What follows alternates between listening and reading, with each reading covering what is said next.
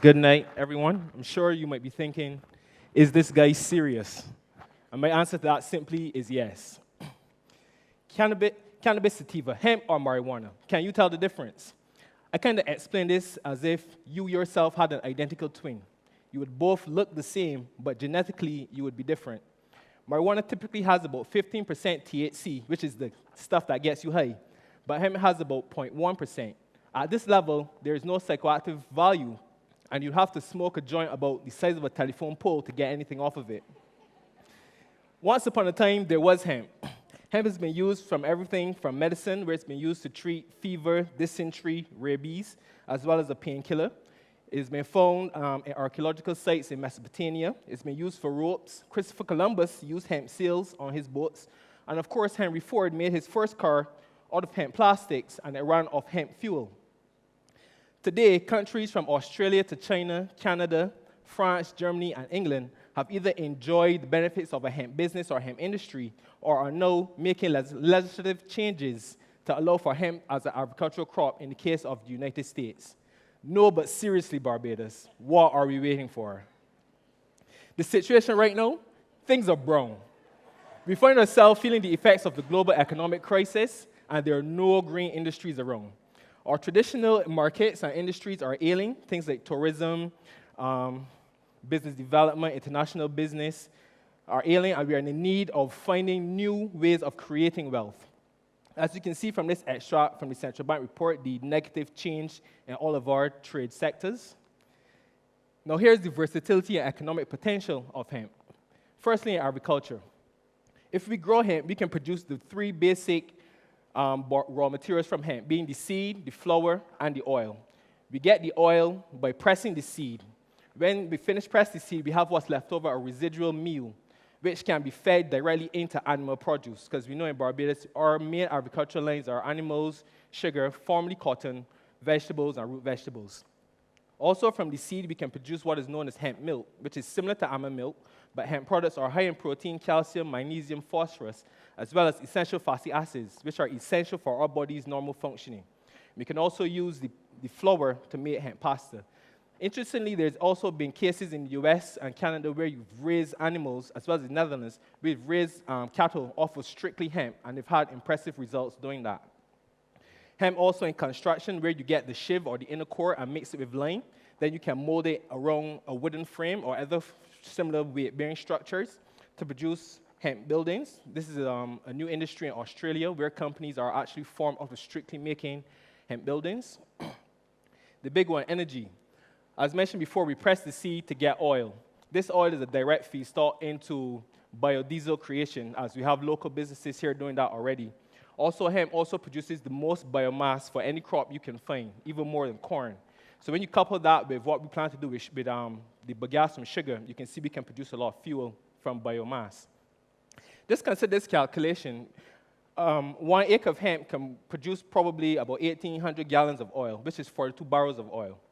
If you can harvest it every 3 months, that's 168 barrels per year. With the arable land in Barbados at 80% usage, we have 38 square kilometers unused, which is roughly 9,400 acres.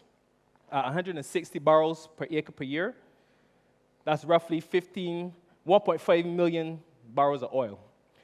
The international rate for oil right now is roughly $105, and you can see we can save about 166 million US dollars every year. We consume roughly 8,000. We consume roughly 8,000 barrels of oil per day, and if we produce it as I prescribe, then we can produce roughly about 54% of our annual oil need. When you couple that with the bagasse, with the biomass potential, you can see that percentage will increase. Medicine companies across the world, as well as universities, have now started researching the benefits of hemp medically. I'm sure KFL campus medical faculty will love to be able to do this. And even though the plant is in prohibition, it's interesting to note that the American government actually owns the patent on all medical benefits from cannabis. Using hemp as well, we can also produce other cosmetics. I know the ladies love their cosmetics. And the essential fatty acids in hemp are excellent for your skin, so you won't have any of the issues of the normal cosmetics that are on the market now. Textiles and cordage. We used to produce CL and cotton years ago. How about producing CL and hemp now? Hemp, you can grow it with extremely less pesticides than cotton. It is 300%, you can grow 3 times more hemp than cotton per acre. It is warmer, it dries easier, it is more absorbent than cotton, and it is stronger than cotton. As the saying goes, you tend to wear in hemp clothes and you don't wear them out.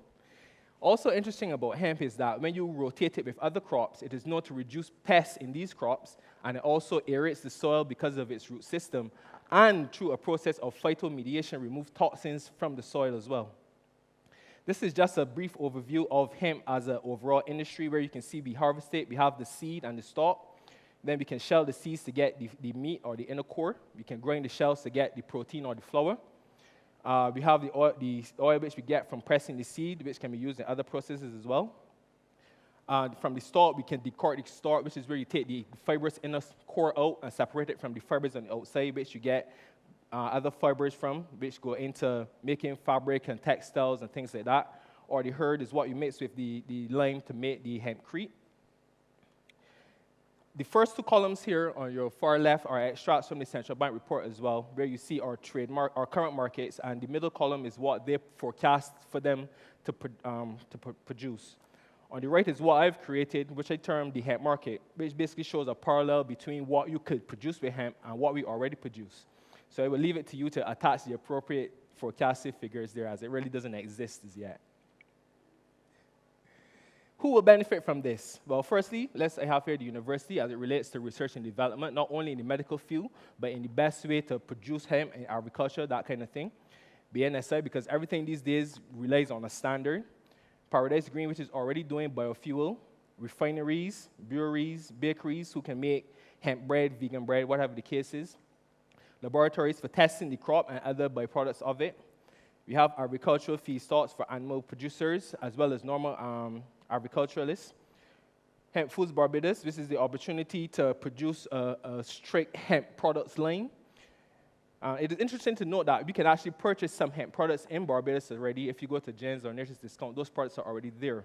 So my thing is, if you're going to allow businesses to import it, why not allow us to grow it and produce it here and have it to sell to somebody, as opposed to just buying and consuming everything? As we go down the list, we see we have Earth Mother Botanicals for making soap, as well as Sativa Botanicals, Berger Paints for paints and stains, as well as pharmaceuticals.